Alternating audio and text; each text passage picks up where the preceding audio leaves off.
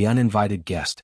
The Galactic Council had convened for exactly 847 cycles without interruption. In the crystalline halls of Station Nexus 7, representatives from 42 species gathered in their designated atmospheric bubbles, their translators humming in perfect synchronization. The Vrelian ambassador, Qesterak, adjusted his ceremonial heat fins and prepared to deliver the opening address on this, the 848th session. Then the alarm started. Not the gentle chiming that announced scheduled arrivals.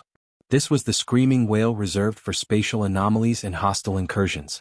Every being in the chamber froze as a human-designed vessel appeared on the main holo display, materializing from a jump point that shouldn't exist. "Impossible," whispered Threen, the Kovari stellar cartographer, her silver tendrils writhing in agitation.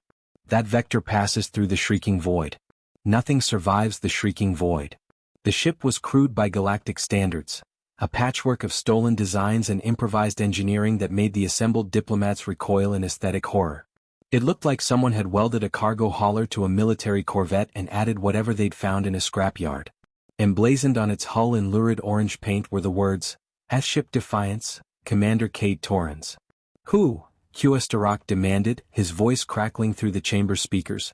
"Authorized human presence at this station?" No one answered. Humans weren't members of the Galactic Council. Humans weren't even supposed to know the Galactic Council existed. The primitive species from Sector 7739, locally called Earth, had only achieved faster-than-light travel 3 cycles ago when they'd reverse-engineered a crashed Pelian scout ship. The Council's containment protocol should have kept them quarantined for at least another century, observed from a distance like all pre-approved civilizations. Yet here they were. "This is Commander Cade Torrens of the S-Ship Defiance," a voice crackled through the communication channels, bypassing 6 layers of security encryption. "Requesting permission to dock and address the Council on matters of galactic importance." "Requesting?" Councillor Myrax of the Tethrian Dominion let out a sound like grinding glass. "You've violated restricted space, breached classified coordinates, and interrupted proceedings that predate your species' discovery of agriculture. You don't get to request anything." There was a pause. Then, "Well, that's disappointing. Because I was being polite. The alternative is I park this ship in the middle of your fancy station and walk in anyway. We mapped your hull specifications. Shields are pretty, but they're designed to keep asteroids out, not determine primates in." Gasps rippled through the chamber. The Zenthari representative, Ambassador Elwes, activated her translation matrix twice, certain it had malfunctioned. Did this human just threaten the Galactic Council? "I prefer clearly stated my intentions," Cade replied cheerfully. "Look, I've been flying for 6 weeks on recycled coffee and spite. I've got information you need to hear. You can let me in, or you can explain to your constituents why you let pride get in the way of preventing a system-wide catastrophe." Qesterak's heat fins flared crimson, a Vrelian sign of barely contained rage. He'd negotiated 17 trade disputes, mediated 2 wars, and once talked a hive queen out of consuming an entire moon. He would not be intimidated by a species that still used projectile weapons. "What information could you possibly possess that this council requires?" "The Draviks are coming." Silence fell like a guillotine. The name hadn't been spoken in council chambers for 400 cycles. The Draviks, the species that had nearly ended galactic civilization, that had been pushed beyond the barrier veil at tremendous cost, that existed now only in historical archives and nightmares. "That's impossible," Threen said, though her tendrils had stopped moving, a sign of deep fear in Kovari. "The barrier holds. It's held for 4 centuries.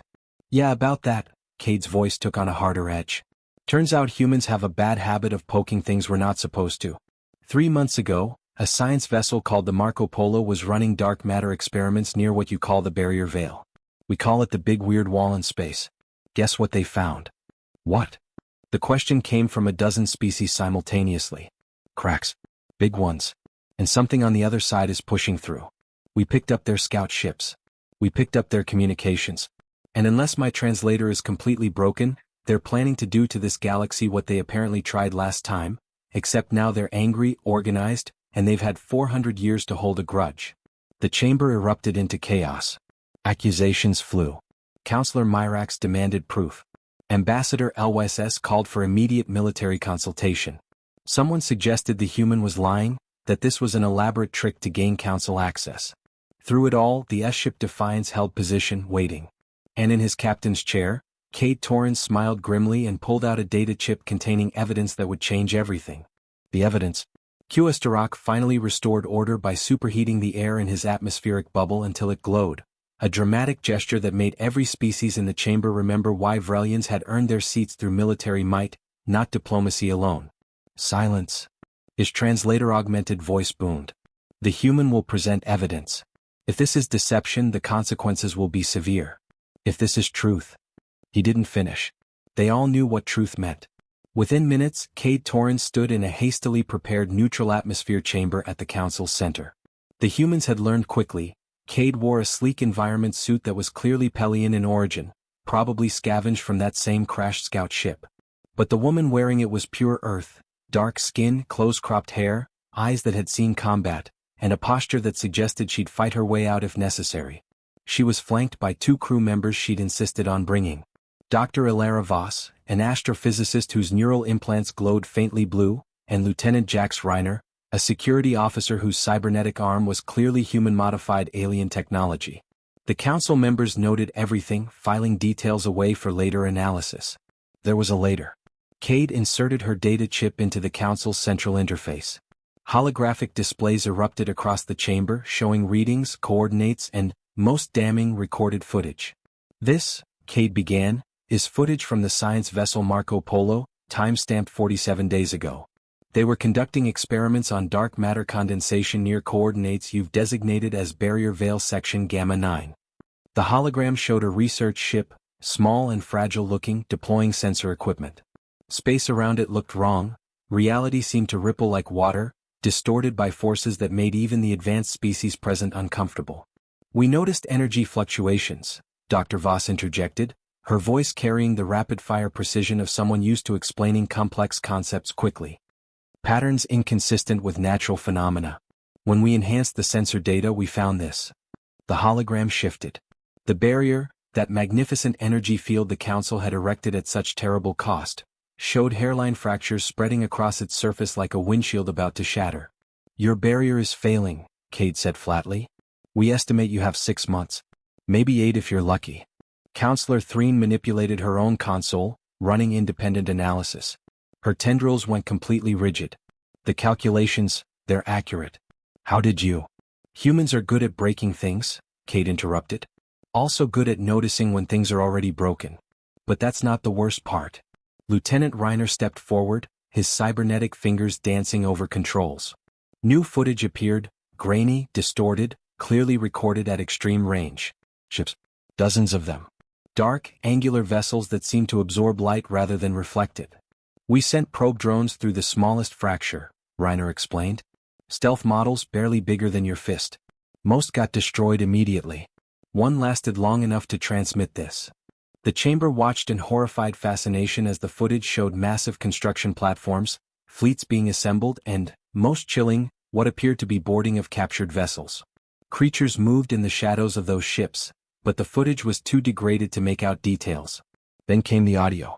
It had been cleaned, enhanced, translated by humanity's best AI systems.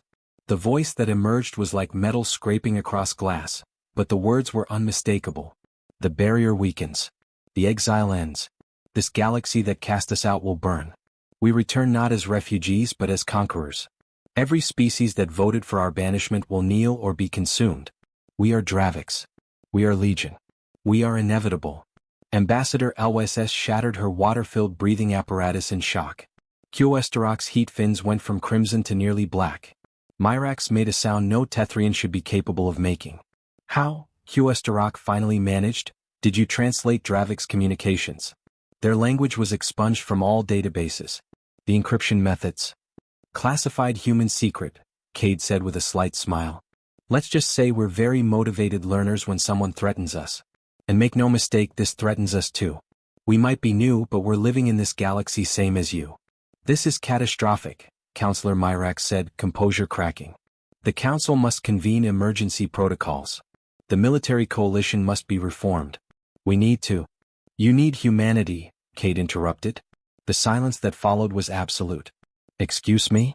QS voice was dangerously quiet. Cade squared her shoulders. You need us. Because we have something none of you have. Something you forgot during your centuries of peace and prosperity. And what? Ambassador Elwes asked, regenerating her breathing apparatus with visible effort. Could a species barely out of its star system possibly offer the Galactic Council? Cade's smile turned predatory. We remember how to fight dirty. The human proposal. The council chamber descended into argumentative chaos. 17 species spoke simultaneously, their translators creating a cacophony that made rational discourse impossible. Qesterok's attempts to restore order failed 3 times before he finally unleashed a heat pulse that made everyone's displays flicker and die. The human will explain, he growled, exactly what fighting dirty means and why we should care. Cade gestured to Dr. Voss, who pulled up new holographic displays. The Dravix War ended 400 cycles ago, Voss began, her implants pulsing as she accessed historical databases. You won by technological superiority, superior numbers, and the element of surprise when you activated the barrier. Correct. Reluctant agreement rippled through the chamber. But you barely won, Cade continued. We accessed your historical records. Yes, we hacked your archives, we can argue about that later, and the casualties were astronomical. 47 worlds sterilized. Entire fleets destroyed. You won because you threw everything at them and activated a weapon so powerful it nearly tore reality apart. We did what was necessary, Counselor Myrax said stiffly. Sure. But here's the problem. The Dravix know exactly how you fight now. They've had 400 years to study that war, to learn your tactics, to prepare countermeasures. You're going to try the same strategies and they're going to cut through you like a hot knife through butter. And you believe humanity knows better? Ambassador Elwes's skepticism was palpable. You've been spacefaring for 3 cycles. We've been navigating the cosmos for millennia. Which means you fight like civilized beings, Lieutenant Reiner said, his cybernetic arm whirring softly. You have rules of engagement. Protected zones. Treaties about acceptable weapons. You wage war the way governments wage war. As opposed to? As opposed to how humans wage war, Cade said quietly. We've never had the luxury of fighting clean. We've spent our entire history fighting ourselves. Different nations, different ideologies, different resources. We've developed warfare into something you can't even imagine. Guerrilla tactics. Psychological operations. Asymmetric warfare. Scorched earth. We know how to win when we're outgunned, outmanned, and outmatched. Dr. Voss brought up new data. Your military doctrine focuses on fleet engagements, territorial control, and resource denial. Chess. Very sophisticated chess, but chess nonetheless. And human warfare? Counselor Threen asked, her curiosity overriding her skepticism. Street fighting, Reiner said with a grim smile. No rules. No referee. Just survival. Cade activated another hologram, historical footage from Earth's own wars. The council watched, mesmerized and horrified, as humans demonstrated tactics that violated every principle of honorable combat. Ambush predation. False surrenders. Weapons designed specifically to maim rather than kill. Scorched earth retreats. Civilian populations turned into resistance networks. This is barbarism, Ambassador Elwes whispered. You're proud of this? Proud? No. Cade's expression hardened. But we're alive. Every species that was more honorable, more civilized than us? They don't exist anymore. We're not the strongest species Earth produced. We're not the fastest or the toughest. We survived because we learned to fight smarter, meaner, and more desperately than anything else. And you propose to teach the Galactic Council these methods? Qesterok looked physically ill. I propose a partnership, Cade corrected. You have the technology, the resources, the industrial capacity. We have the strategic flexibility and the willingness to do what's necessary. The Dravix are expecting the council they fought before, organized, predictable, honorable. They're not expecting humanity. Counselor Myrax manipulated his controls. I've reviewed your military history. Your species has nearly destroyed itself multiple times with nuclear weapons, biological warfare, environmental devastation. You want us to unleash that capacity on a galactic scale? Better than the alternative, Dr. Voss said softly. We ran projections based on the Dravix force compositions you encountered before, adjusted for 400 years of technological development. If you fight them the same way, you lose. Decisively. Within 2 years, maybe 3. The hologram shifted to show simulation results. Fleet after fleet, defeated. Worlds falling. The barrier collapsing completely. It was a cascade of failure that ended with the same result every time. Dravix victory. And with human tactics? Counselor Threen asked quietly. Unknown, Voss admitted. But the survival probability increases significantly. We introduce variables they can't predict. We force them to fight on multiple fronts, with multiple strategies, against an enemy that doesn't follow their expectations. Cade leaned forward. Look, I'm not saying we're going to win easily. I'm saying we have a chance. And right now, based on your own projections, you don't. So the question isn't whether you like our methods. The question is, are you willing to do whatever it takes to survive? The council members looked at each other across the chamber, silent communication passing between species that had coexisted for centuries. Finally, Qestarak spoke. This council will adjourn to consider your proposal. You will wait. As the council members retreated to their private chambers, Kate turned to her crew. That went better than expected. You consider that going well? Reiner asked incredulously. Kate grinned. They didn't shoot us. That's a win. The vote. The human delegation was confined to a waiting chamber for 6 hours. The room was comfortable by galactic standards. Adjustable gravity, multiple atmospheric options, a food synthesizer that could theoretically produce anything edible. Dr. Voss spent the time analyzing council databases, her implants glowing steadily.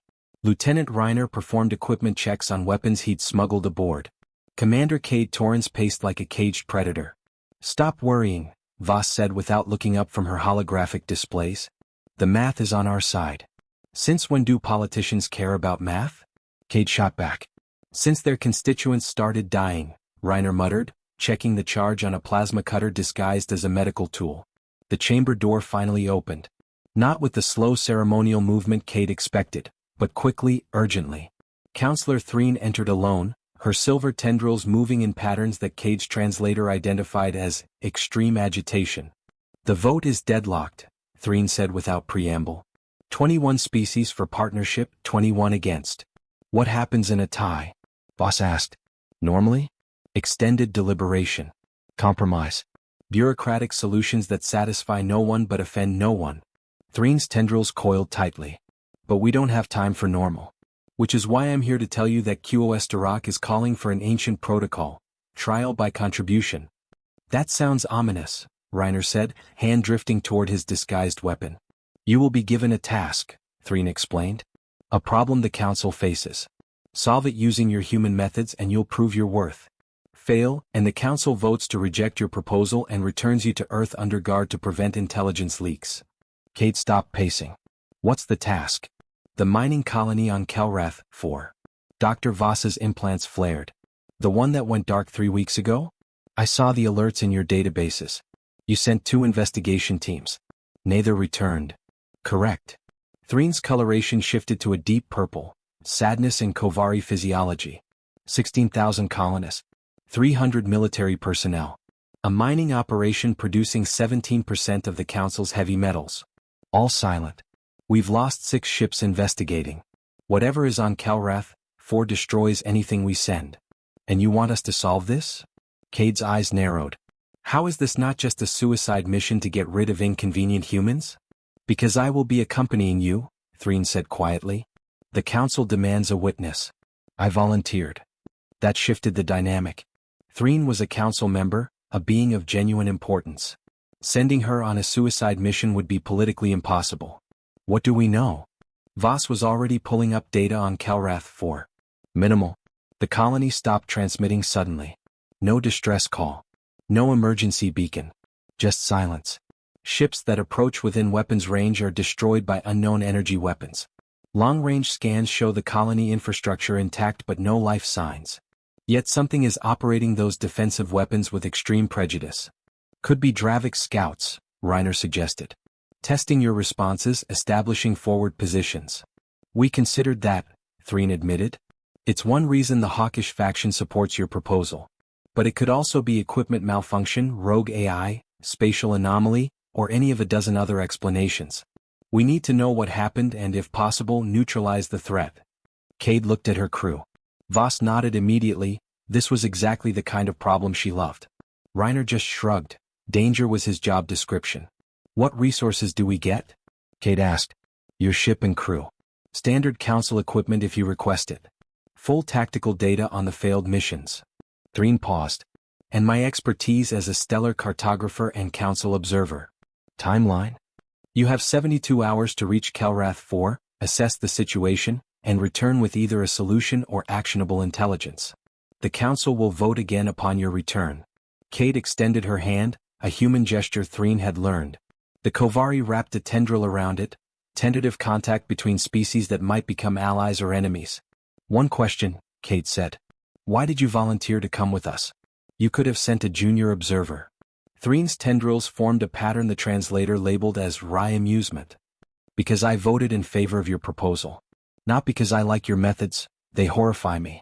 But because I reviewed the data, and Dr. Voss is correct. We lose if we fight conventionally. I would rather survive dishonorably than die with clean hands. Welcome to the human condition, Cade said with a dark smile. We've been making that choice for millennia. 20 minutes later, the S-ship Defiance departed Station Nexus 7 with a Kovari counselor aboard. Half the council watched with hope. The other half watched with certainty that they were witnessing the first step toward galactic catastrophe.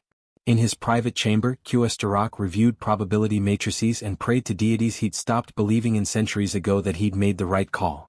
72 hours to prove that humanity's savagery could be salvation. The clock was ticking. The Kelrath 4 mystery.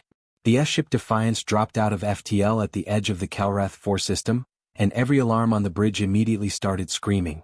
Contacts. Multiple hostile signatures. Lieutenant Reiner's cybernetic fingers flew across tactical displays. Energy weapons locking on.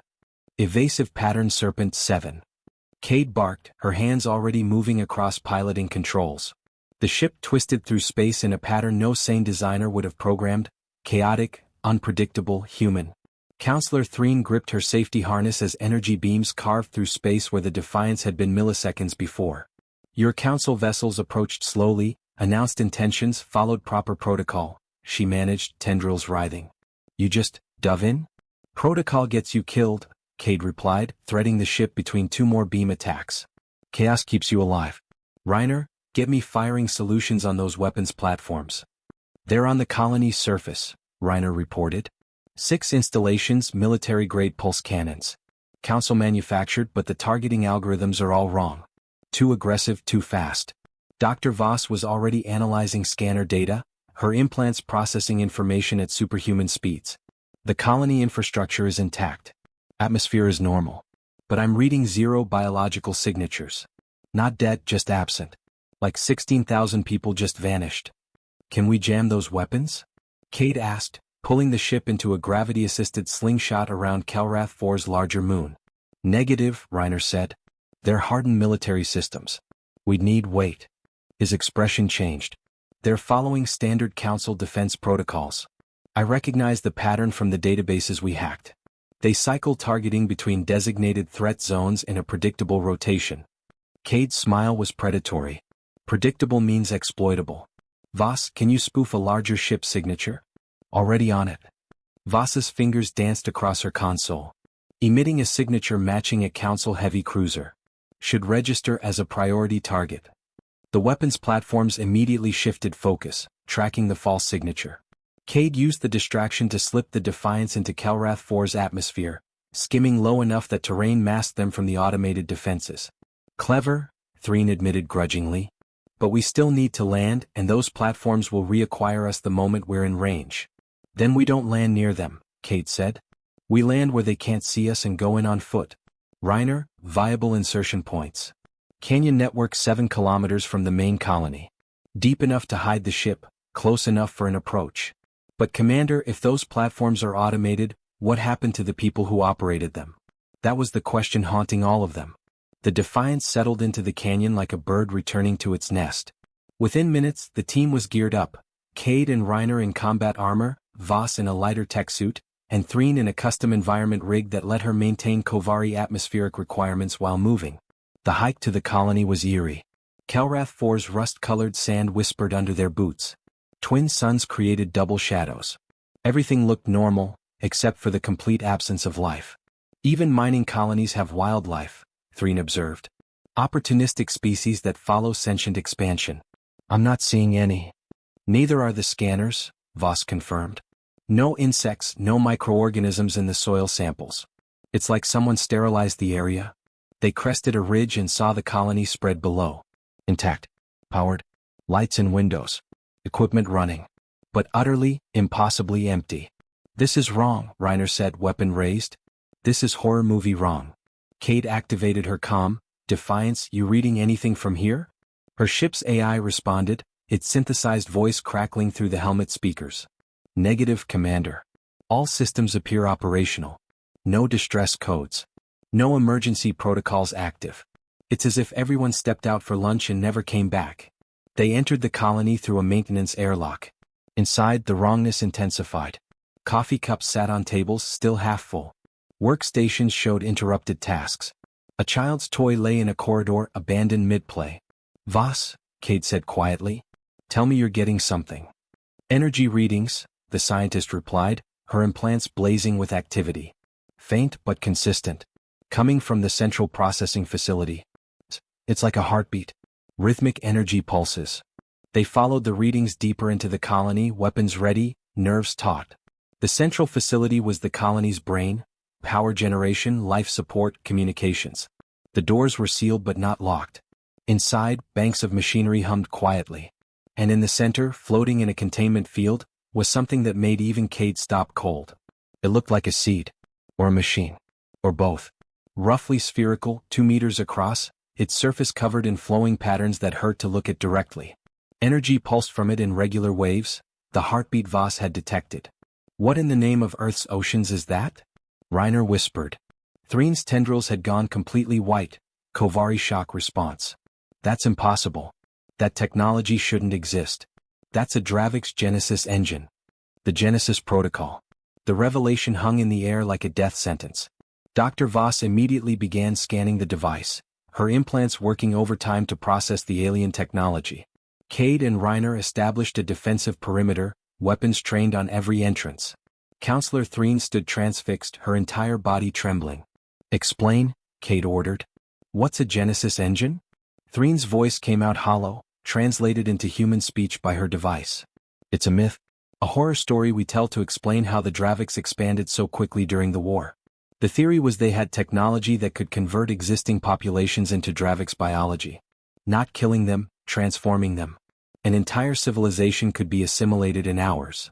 You're saying this thing turned 16,000 miners into Dravix? Reiner's grip on his weapon tightened. Worse, Voss interjected, data streaming across her visual field. According to these energy signatures, the transformation was incomplete. The engine activated, began the conversion process, but then stopped. Stalled mid-cycle. Cade moved closer to the containment field, studying the device. Up close, she could see the patterns weren't random. They were information, data flowing across the surface in languages her translator couldn't process. So what happened to the colonists? The readings suggest quantum displacement, Voss said, her voice taking on the clinical detachment she used when faced with horrors too large to process emotionally. Their biological signatures were deconstructed at the molecular level, held in a state of suspended transformation. They're not dead. They're not alive. They're in between. Can we get them back? Kate asked. Unknown. But Commander, look at this. Voss projected a holographic timeline. The engine activated 3 weeks ago, exactly when the colony went silent. It ran for approximately 47 minutes, then stopped. Since then, it's been in standby mode, maintaining the suspended colonists but not completing the transformation. Why would it stop? Reiner wondered aloud. Threen had recovered enough to approach her own scanning equipment. Because it's damaged. See here? She highlighted a section of the engine's surface where the flowing patterns were disrupted, flickering. Something went wrong during activation. Perhaps sabotage? Perhaps a malfunction? The engine couldn't complete its protocol. Cade's tactical mind was already racing. The weapons platforms. They activated to defend the engine, following old Dravix programming. But why place this thing here? Kelrath 4 is strategically worthless except for mining. It's a test, Voss said suddenly, her eyes wide with realization. They're testing the engine before the main invasion. Trying it on a remote target to see if the technology still works after 400 years. When it failed, they couldn't risk coming back to retrieve it, too much council attention. So they left it in standby mode. Meaning? Cade prompted. Meaning they're going to try again. Somewhere bigger. Somewhere that matters. Voss pulled up star charts. If I were planning an invasion and wanted to field test a weapon, I'd choose an isolated target first. Then once I confirmed it worked, I'd deploy it strategically. Counselor Threen's tendrils had turned from white to a deep, furious red. The Council worlds. They could activate these devices on any of our major planets. Billions of beings all converted in hours. Our own populations turned against us. Can we destroy it? Kate asked. Not without killing everyone trapped inside, Voss replied grimly. The colonists' patterns are stored in the engine's quantum matrix. Destroy the engine, destroy them permanently. Reiner had been studying the device from multiple angles. What if we don't destroy it? What if we take it? 3 sets of eyes turned to him. Think about it, the lieutenant continued. The Draviks don't know their test failed. They don't know we found it. If we can get this engine back to Station Nexus 7, your scientists, he nodded to Threen, could study it. Figure out how it works. Maybe find a way to reverse the process and save the colonists. And more importantly, develop countermeasures. Or we could develop our own version, Cade said quietly, understanding dawning. Turn their weapon against them. Absolutely not. Threen's vehemence made everyone jump. We are not the Draviks. We don't assimilate species. We don't destroy individuality. That's exactly what separates us from them. Cade raised her hands placatingly. I'm not saying we use it. I'm saying we understand it. Know your enemy's weapons. That's Sun Tzu human military philosophy. You can't defend against something you don't understand. Threen's tendrils writhed in conflict, the Kovari physical manifestation of internal struggle. Finally she spoke, the Council must decide. But you're right that we need to study it. And Commander, you've proven your point. What point? That human tactical thinking is effective. Disturbing but effective. You found what 6 Council investigation teams couldn't. You survived where they died. And you immediately identified the strategic implications. Threen's coloration shifted to grudging respect. When we return, I will recommend the Council accept your proposal. Cade smiled grimly. One problem at a time. First, we need to get this thing loaded onto the Defiance without activating those weapons platforms. And without accidentally activating the engine and turning ourselves into Draviks, Reiner added helpfully. Details, Cade said. Just details. The new alliance. Getting the Genesis engine aboard the Defiance required 3 hours of tense work, 2 near disasters, and a level of improvised engineering that made Counselor Threen question her own sanity for agreeing to this plan. You're using cargo netting and emergency sealant foam to transport a reality-warping Draviks weapon, she observed as Reiner and Cade maneuvered the containment field into the ship's hold. Would you prefer we drop it? Cade grunted, muscles straining against the device's weight.